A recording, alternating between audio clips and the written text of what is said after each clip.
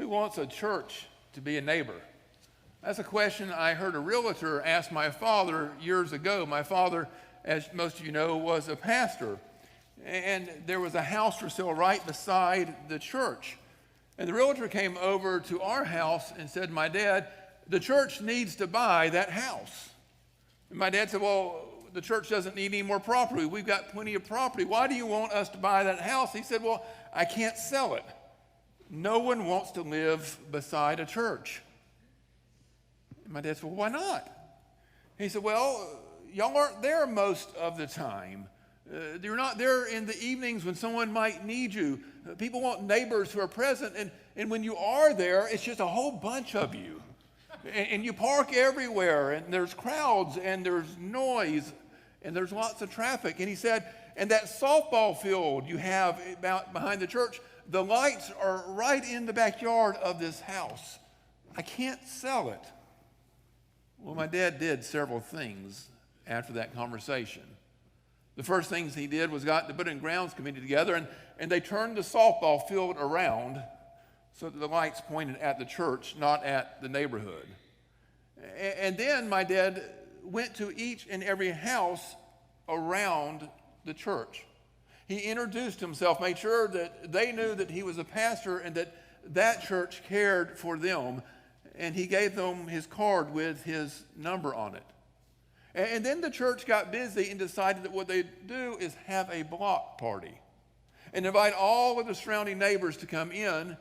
And as they came, not only to feed them, but to get to know them and to see what their needs might be.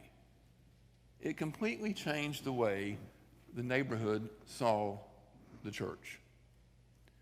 We have been trying to change our church as well. We have been focusing on growing young, how to attract younger folks into our church, and not only to attract them here, but to keep them here, to assimilate them into the life and ministry of this church. We've looked at unlocking keychain leadership, which means that we share power with the right people at the right time, that we literally get those involved who are younger. We looked at empathizing with today's youth, realizing that things are different today than they were when many of us grew up, and that our youth live in a challenging world that is different from the one that we came through. We talked about prioritizing young people everywhere in our church, that it's not just rhetoric that we say, well, young folks are important, but we actually make them important. We talked about taking Jesus' message seriously, that we focus on the gospel of Jesus Christ, because young people, like all people, are more interested in a relationship with the living God than a religion about facts. We talked about fueling a warm community, about how authentic relationships attract and keep people. And today we're talking about being the best neighbors we can be, loving our community and world. For you see, folks are attracted to people who care about them. There was a story that Jesus told about a Good Samaritan. It's a very familiar story. We've read this story over and over again, and you know how the story starts. It starts with a question by a lawyer who says, "What must I do to have eternal life?" And Jesus turns it back on him and says, "Well, what does Scripture say?" And he says, "Well, I have to love God with everything I have, and I have to love my neighbor as myself." There are two components to that: our relationship with God and how that relationship with God affects our relationship with others. And this lawyer asked a question of Jesus. He says, well, who is my neighbor? He wanted to justify himself, Scripture says. Who is my neighbor? It's a pretty good question, but I think this lawyer is trying to define who's in and who's out.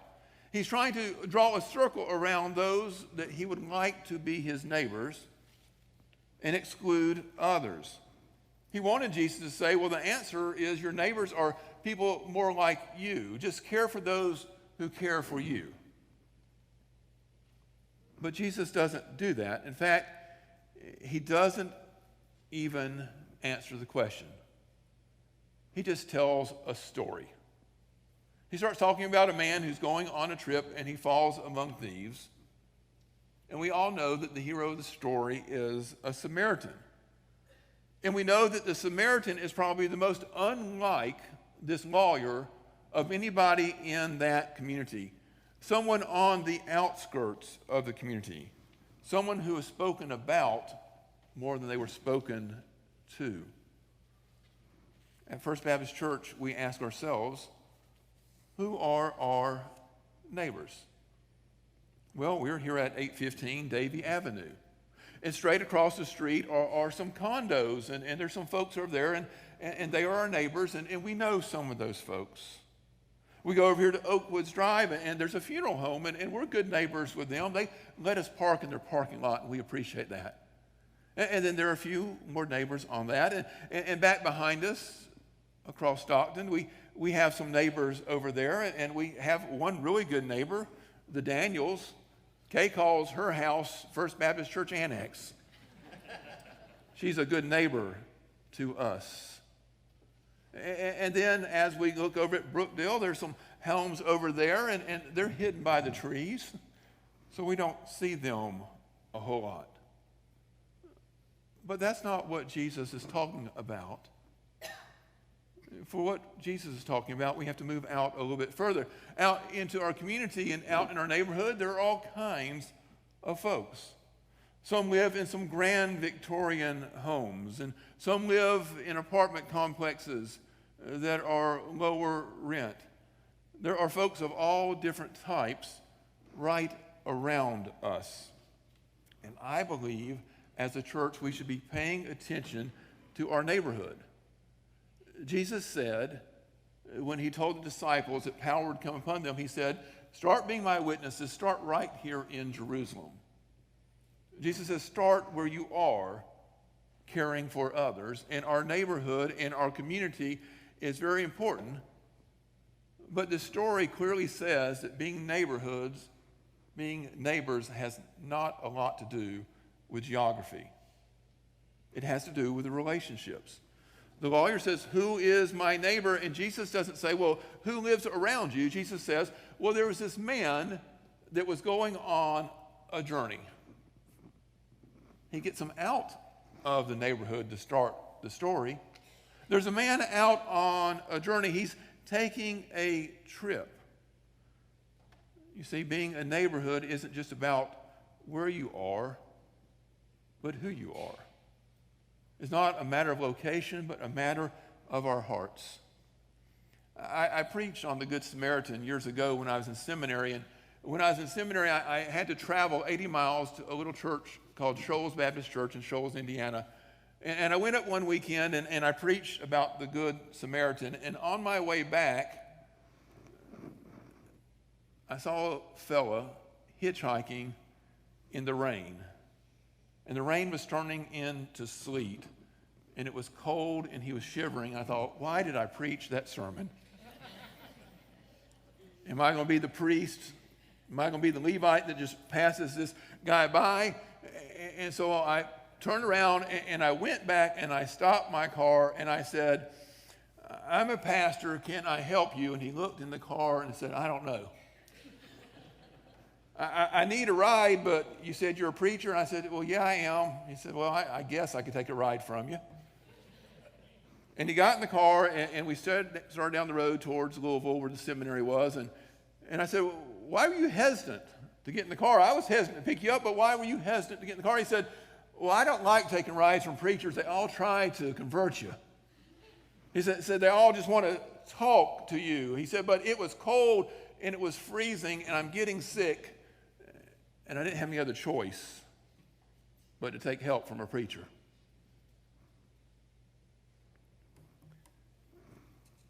I began to talk to him about his life a little bit, not trying to convert him, but just listening to his life story. And he had run away from home when he was 14, and he had been living on the streets, and he was about 20 at this time, and it had been a rough time. When we got back to the seminary, I said, there are some guest rooms at our seminary, and you can stay there. They're $10 a night, but I'll take care of that. And the next morning went and got him some breakfast, and we talked again. He said, you know what I think I'm going to do? He said, I think I'm going to try to go home. He said, when I was growing up, there was a priest. You see, he was Catholic. And he said, and that priest used to tell us there's always a place to come back to in our church. There was no conversation to try to convert him at that moment, but rather just an act of caring for someone who was in need. Jesus says that we are to be good neighbors, that we are to care for those who are the least of these. You see, this lawyer said, who is my neighbor? Because he wanted to know, who do I have to care for and who don't I have to care for? He should have asked the question, a much better question, of how can I be a good neighbor? What is it that it takes to be a neighbor? That's why Jesus told this story. He tells the story, and you see in the story what a neighbor actually does. A neighbor is one that recognizes the other neighbor, even when they are in need. In the South, we are very friendly. I remember growing up, my parents taught me you just wave to people. And I'd say, who is that? And they said, I don't know, just wave. It's what we do. Art Fincannon sent me a little story this week about a fellow named Johnny Barnes. Johnny Barnes lives in Hamilton, Bermuda. He stands at a busy intersection every day, starting early in the morning at sunrise, and all he does is wave. He doesn't ask for money. He's not picketing. He's not politicking. He doesn't have any sign. He just stands there and waves. And Art says, we went to Bermuda and we saw this fellow, and he's really there. Do you know what the Bermudans call him? They call him Mr. Happy Man. Mr. Happy Man.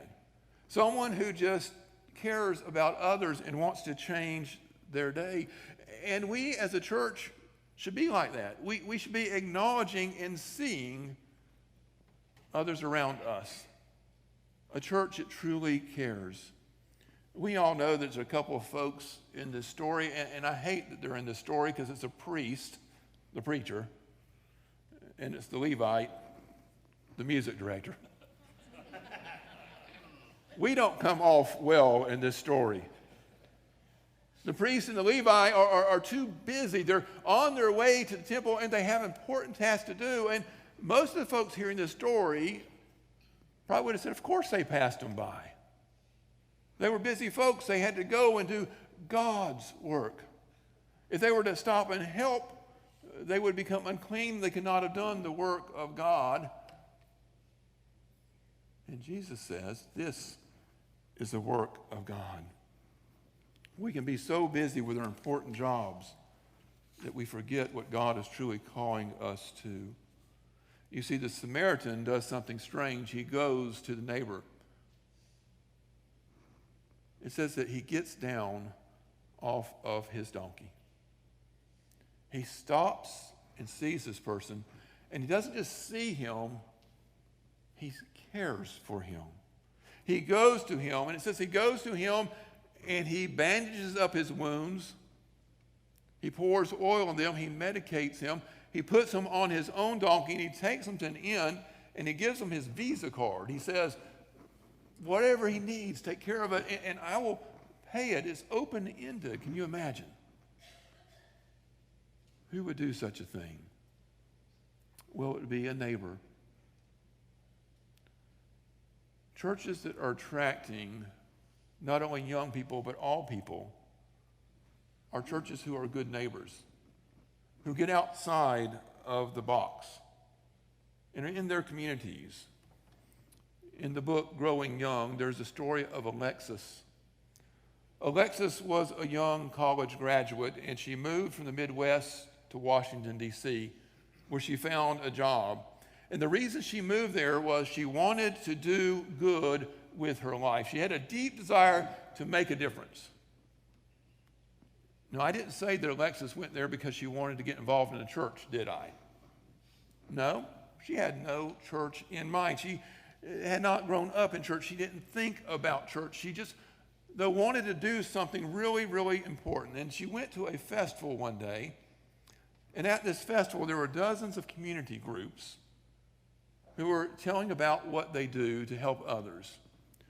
She saw at one table a huge banner that said, "Foster the City." She went over and started talking to these folks, and these folks were helping with the foster care system. They were trying to encourage people to become foster parents. They were trying to get children into homes that children might be loved and that their lives might make a difference. As she taught these people, she found out something strange. That everyone that was at that table, though it was a community group, were from the same church. A church called the District Church. They invited her to come to a social that they were having. She was new in town and didn't know anybody. She had no idea that a church would ever become important to her life, but because she wanted to make a difference, and there was a church in the community that was making a difference, she got involved.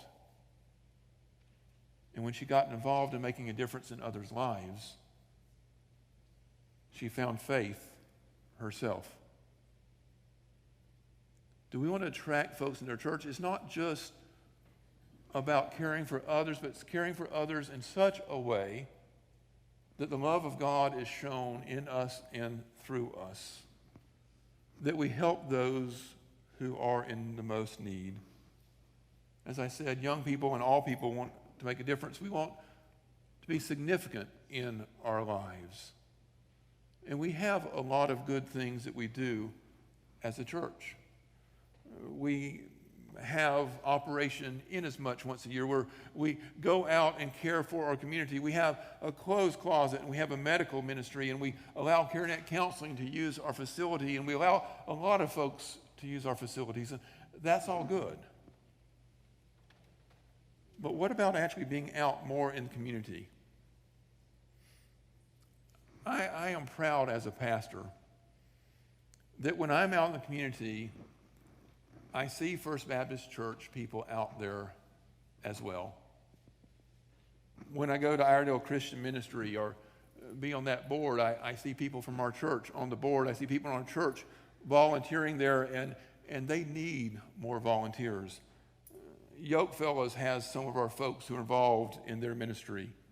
Fifth Street Ministry has folks in our church that are involved. Power Cross has many fans in our church and many people who volunteer. We take up an alms offering each month, and we use that offering to target those who are in need.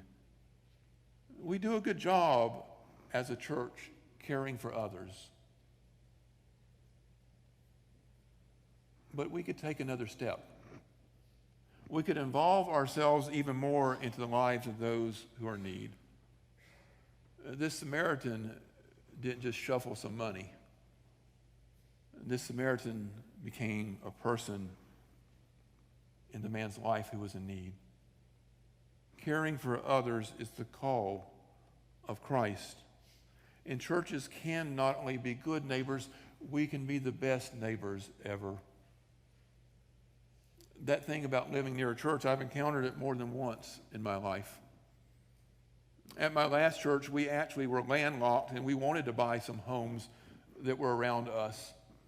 And there was a house right behind us that was a rental home. The people that owned it lived next door. They were an older couple. And when the house shifted and didn't have any renters in it, I went to them and I said, our church needs some more room. In fact, we'd like to move our offices into that house. Would you consider selling it to us? And they said, no. I said, would you consider renting it to us? And they said, no. And I said, why not? And they gave me the same things that I had heard when I was a kid. They said, we're older and we want someone to live right beside us who's actually here. Nelson, y'all are nice folks, but you're only around Sundays and Wednesdays. And I know you've got folks here in the office, but we want somebody beside us that will care for us. We need some good neighbors, so we're not going to let you have that space as a church. And I thought for a minute. And I thought about the church and being good neighbors, and I said to them, I'm not going to push you on this, but let me tell you something. You said that our church might not be the best neighbors, but who lives right across the street from you? And they named her. And I said, does she look in on you? And they said, oh yeah, she even brings us bread about once a week. I said, do you know that she's a member of First Baptist Church? And then I said, over across the other way, do you know who lives there? And they said, oh yeah, it's a young couple that moved in not too long ago. I said, they've been visiting with our church. I hope you get to know them. And then I said, you know, up the next street, do you know so-and-so? And I named 3 other folks that are from our church. And I said, you know, you might not want to sell that property to the church, and that's just fine. But I want you to know that the church is here around you, and we want to be your neighbor. As I look at you this morning, the good people of First Baptist Church of Statesville, I see people that live all over our community. If we were to take and do a map, I would probably do it the old-fashioned way with pens. If we get some of your young folks to do it, they do it on a computer, but either way, it'd be the same. It would be little dots around Iredell County. Do you know that those dots would cover our whole community? What if each member of our church said, as a representative of First Baptist, I'm going to be the best neighbor I can be where God has placed me? And we begin to care for those in our community. And we look past not only where we live, but look into the hardest places of our community and said, we are going to make a difference. If we were the best neighbors we could be, I promise you, folks would take notice, and they would want to come and be a part of such a loving place.